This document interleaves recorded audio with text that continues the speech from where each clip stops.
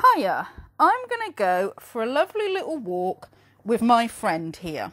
So I wanted to talk about this phenomenon, okay, of men shaming other men for not wanting to take the risk of women in 2023. As opposed to those that shame men for having happy relationships with women by calling them simps and manginas and stuff like that. So I want to paint a picture for you. And this picture, I'm going to acknowledge not every woman is like this. Not every woman will. But mind you, any woman can. So basically, we have this court system, right? We have this system in court where women are incentivized. They're given money to leave marriages. And they can do this for any reason. Okay, no, women are not being incentivized by money to leave marriages. Okay, because statistically speaking, it is more often women that are in poverty after divorce. Okay, I understand that there are some cases of guys that have been totally taken to the cleaners by some woman. Okay, and there's, I'm not trying to be dismissive to guys that have been through that. Okay, but that is not the majority. Okay, the majority of time, there is more women that end up in financial hardship after divorce. Okay.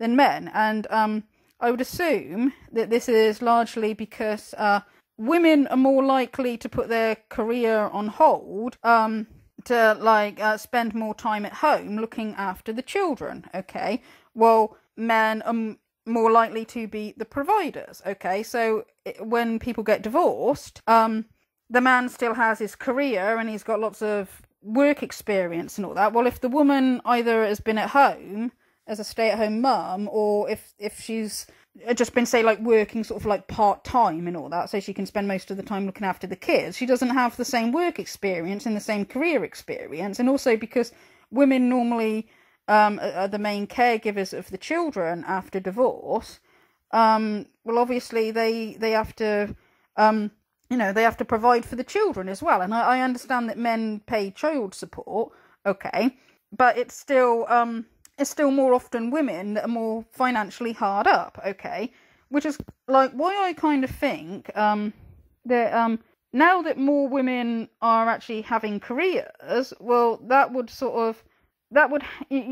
having careers and still having children. Well, surely that would help both men and women after divorce, okay?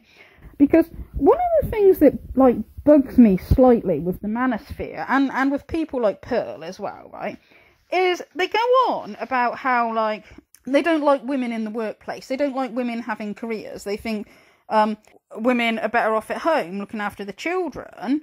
Okay, fair enough. But then they go on about how, like, but when couples get divorced, they say, like, oh, the woman can take the man to the cleaners and all that. And I think, like, you're coming at it from a point of view of always thinking that the man is the main provider and that the man's the one who bought the house and the car and has paid for everything, when actually, like, nowadays, it's not uncommon for women to earn just as much or sometimes even more than their husband. It is not always the man that's just paid for everything, okay? So I would have thought if both the man and the woman have paid for the house and have paid the bills and everything, then, like, in the case of divorce, but then the dividing of the assets would be more fair, wouldn't it? Because, like, I see where people are coming from. If they say, like, well, the man paid for everything, but then the woman has the house, even though the man paid for it, she has the house because she has the children, and all that. But it's like, if they've both paid for the house and they've both paid the bills, like, then it's more fair, okay? But also, I've heard as well that, like, that there's less men being screwed over in the divorce courts now that there are more women working, okay, and more women having careers, okay, and that sometimes it's the woman who gets screwed over, okay, or sometimes it's whichever one has the best lawyer that wins in divorce, okay, which, I mean, don't get me wrong, nobody should be being screwed over. Like, it's terrible either way if somebody is being screwed over. It should be done, as, like, fairly as possible. But I'm just saying, like, in the manosphere, they'll complain about women working and complaining about women having careers, but then talk about how marriage and divorce is risky for men because, oh, you know, the man could lose everything. And I kind of think, well, you're kind of making the problem worse because, like, you're the ones that are saying that the woman should, like, be at home all the time and not have a career, which means then that, like, in the case of divorce, like, it's more likely to be unfair that the man's going to lose what he's paid for when, like, if they both paid for it, it's more fair. But also, seen as statistically speaking, it's more women that end up in poverty after divorce. Okay, once again, women having careers and women earning their own money is going to mean that women are financially better off after divorce as well, okay? I mean, I understand where people are coming from in liking the traditional gender roles, okay? But it kind of leads to both men and women, like, sort of losing out in divorce. I mean, I know in an ideal world people wouldn't get divorced, but there we go. Okay, it's going to happen sometimes, and in the manosphere they complain about this. They complain about, oh, you know, it's not, you know, they go on about how, oh, they're in favour of traditional gender roles, that the woman should be at home with the kids and she should be the caregiver, well, the man should be the provider, and women shouldn't be in the workplace. But then when it comes to divorce, they complain about how it's not fair that the woman's going to get, like, half of his stuff, or sometimes get the house when he's the one who paid for it. And they complain about women getting custody of the children. Yet, when they're married, you're all in favour of the woman being the one who looks after the children all the time, and the woman who's at home, and the man who's the provider, okay? So it's like they're making the problem that they complain about worse. They can do it because they're not happy. They can do it because they want to eat, pray, love this shit. They can do it because, really anything. Anytime that she feels like it. Well, seen as statistically speaking, women are more likely to be financially worse off if they get divorced. I don't think that they just do it on a whim, do they? Okay, most people do take marriage seriously. Okay, but we've already heard from, like, Pearl and others in the manosphere that you think that a woman should forgive a man for cheating. If he's treating her badly, you think that she should just submit as much as possible and put up with it. If she claims he's abusive, you'll call her a liar. Okay, you know, none of you think that men should put up with women treating them badly or cheating on them or anything like that, but you seem to think that women should put up with anything. And the issue is, a lot of states and a lot of countries have incentives for the women to accuse men of abuse. And what they've done is they've expanded the definition of these things. So, you know, rape used to be forced sex. Now it's sex without consent. That makes it very subjective, to the point where women that have been married for 10 years can come back, cry, and say, oh, I've been... Well, anybody can lie and make false allegations, either men or women. No, women are not being incentivized to do so, okay? It's not like your life would get better if you've gone and made a load of false accusations against somebody.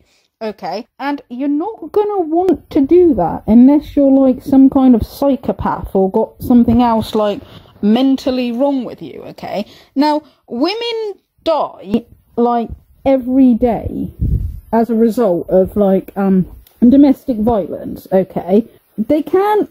It's not all fictional. Like, people who say that they've been physically, mentally, sexually abused, it's not all... Everybody's just making it up, okay? It can be men and women who are victims of abuse in marriages and relationships, okay? But seeing as men are, you know, I mean, men and women can both be dangerous, but as men are physically stronger than women, on average, there's more women that are killed, like, every day, as a result of domestic violence from an intimate partner, okay? Now, something that I kind of find kind of interesting is that, say, like, Pearl and, you know, a fair few people in the manosphere, they say marriage is risky for men because every woman could just divorce you and take you to the cleaners, and even though not every woman would, every woman could. Okay, we've heard this so many times, but I could say, well, every man could beat his wife to a pulp if he wanted to, okay? Most men would never do that, but every man could. Okay, and when people have said this before, like, people very often make the argument, they say, like, well, it's illegal to beat your wife or to beat your girlfriend. But in the case of when it's been men that have been screwed over in divorce courts, that they believe that the law has been on the woman's side. Okay, so that's the difference. Okay, fair enough. But the fact that it's illegal to beat your partner doesn't stop it happening. Okay, women die every day as a result of domestic violence, and the fact that it's illegal, it doesn't stop it. Okay.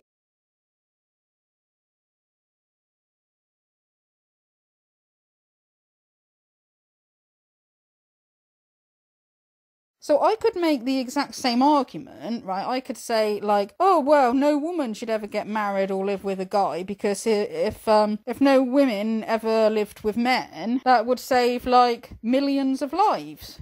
Okay, I could make the same argument, because which is actually worse, being screwed over in the divorce courts or being murdered? Okay, and bearing in mind that, as we have already heard from in the Manosphere and Red Pill community and Christian conservatives on YouTube, is that when people raise the subject of, oh, you know, what should a woman do if she's in an abusive relationship, their response has been, oh, well, she should just endure it. I just wanted to see, like, an honest answer on this one. If there's someone that's very, very young, who might be really religious and, like, values marriage a lot, and goes into a marriage and has kids when they're like 18, 19, 20, and then a year into the relationship, it gets really, really abusive.